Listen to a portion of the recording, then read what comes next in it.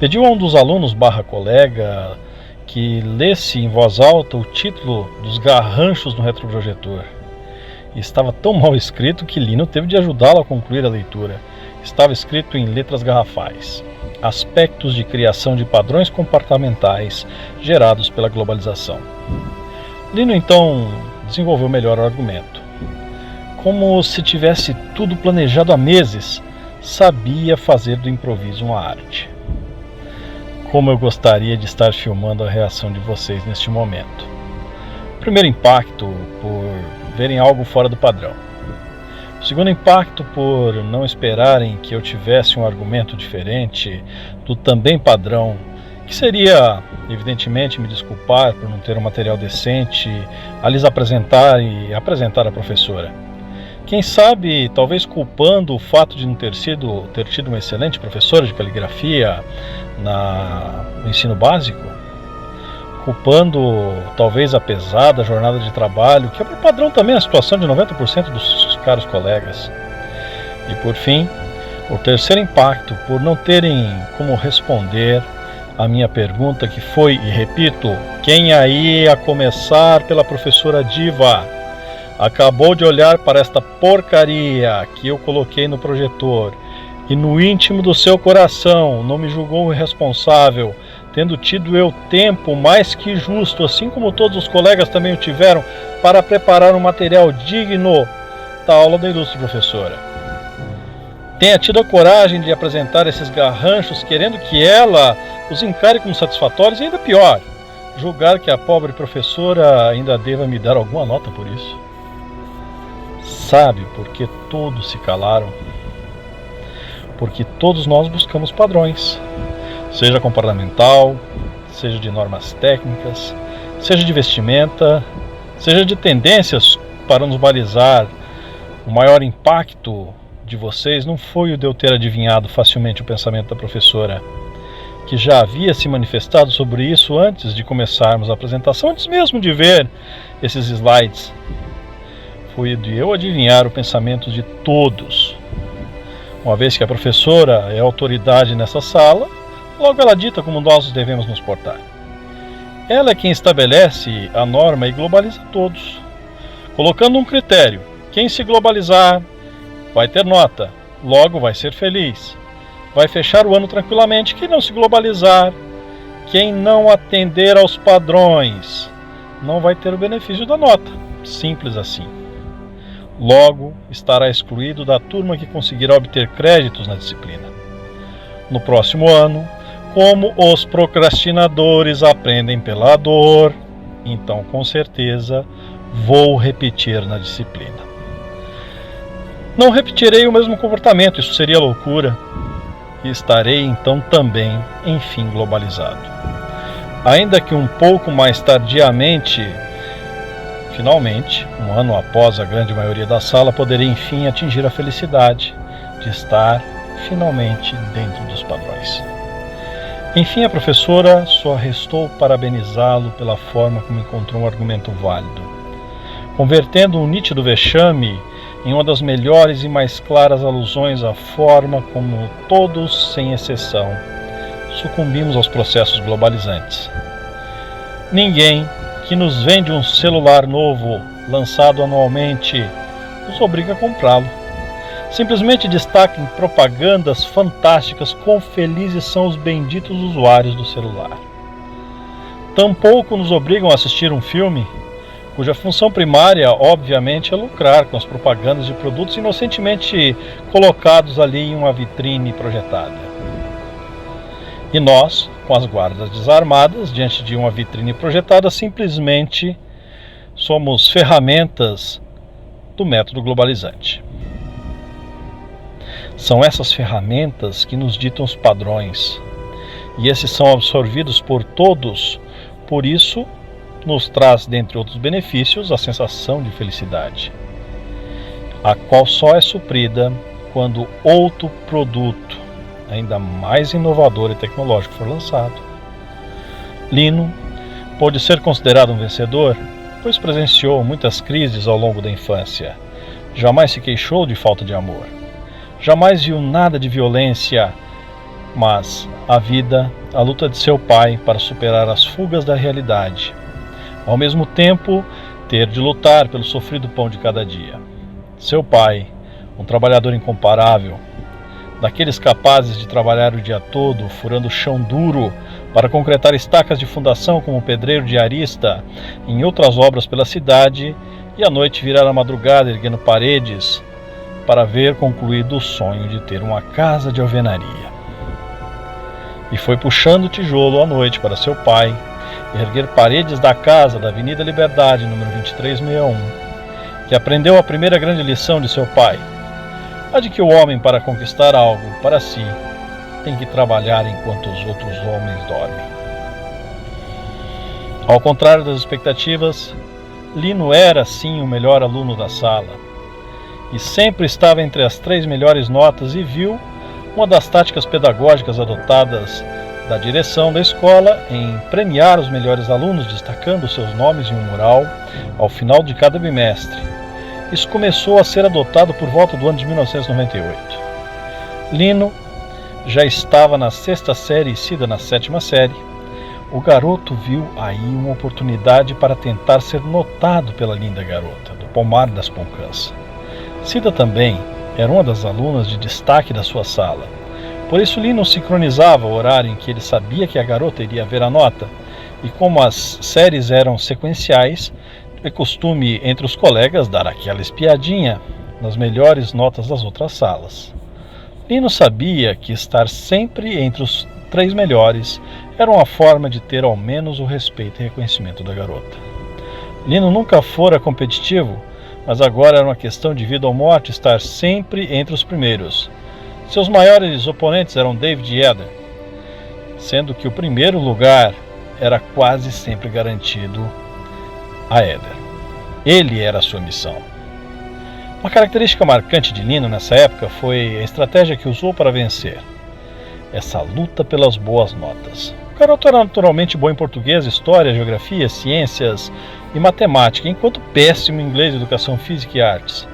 Regular nas demais de peso, que eram física, química e biologia. Identificou os pontos fortes de seus oponentes e tomou nota em sua caderneta secreta de missões da agenciação.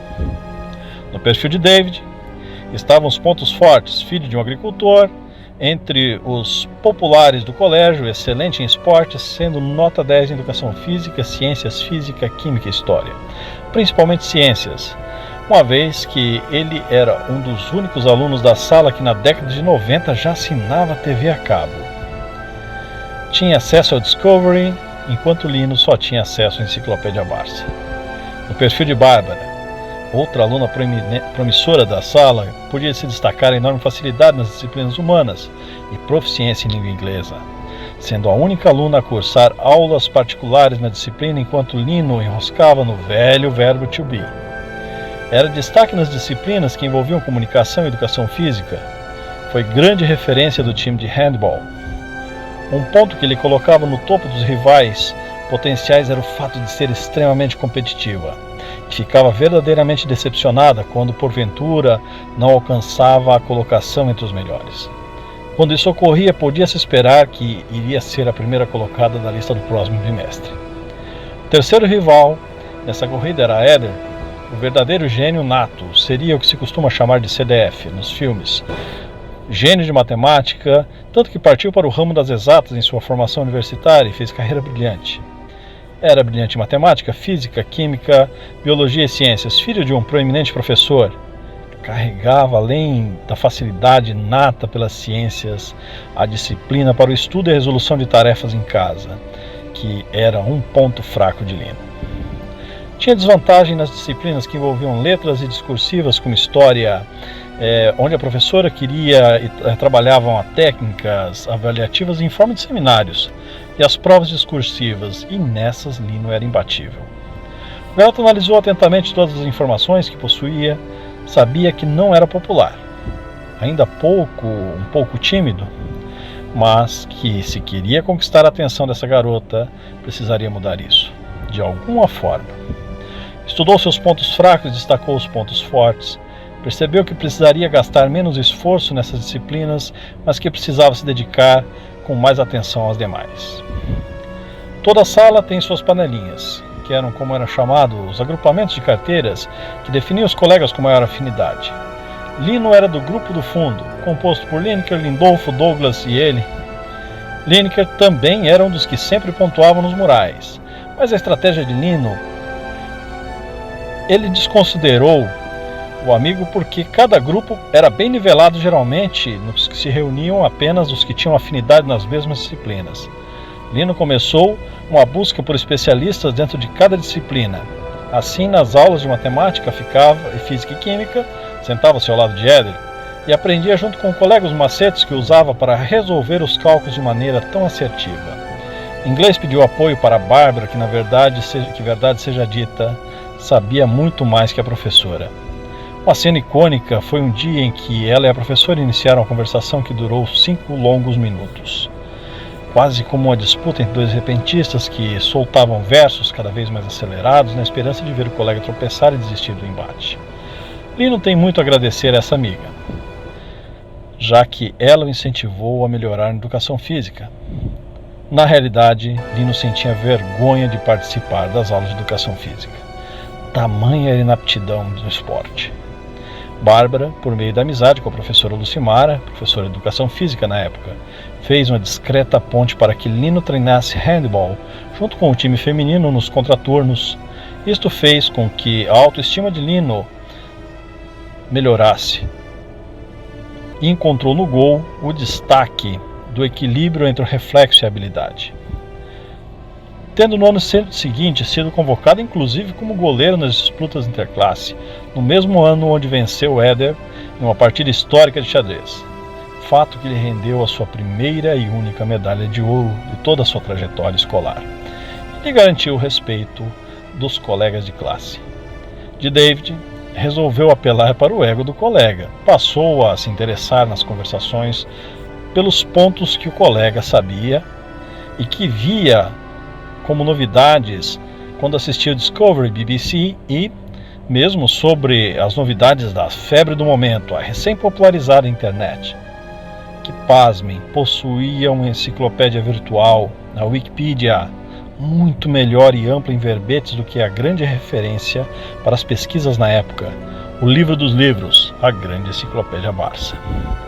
Passou a conversar mais sobre assuntos de conhecimentos gerais, sobre os episódios das reprises da série Cosmos, do ilustre Carl Sagan, ponto de interesse comum entre os dois amigos, já que ambos eram fascinados por ciência planetária. David sabia de memória o nome das maiores estrelas já identificadas, incluindo as mais próximas e as mais distantes catalogadas, sabia quais as datas dos eclipses solares previstos para a década e já estava preparado para ver o grande eclipse solar que ocorreria no ano de 1999, enquanto o restante da sala não fazia ideia de onde obter estas informações.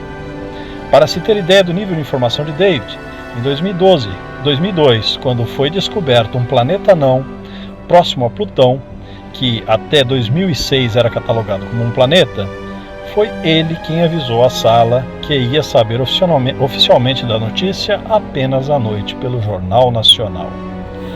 A ajuda que David prestou a Lino foi a de compartilhar as informações privilegiadas. Assim o menino percebeu que em uma sala, onde cada um possui alguns pontos fortes, a melhor oportunidade seria aproveitar o que cada um já absorveu para aprender com eles e não aprender para superá-los.